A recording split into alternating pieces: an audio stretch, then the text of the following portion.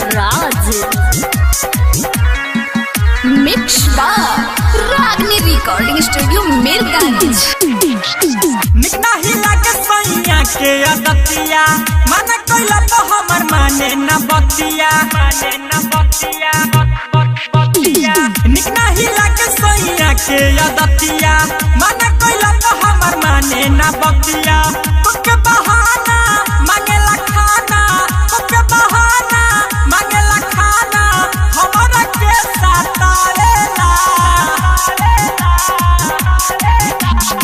ये सखी सैया से दिया पखाए से पहिले अंगुरिया लेला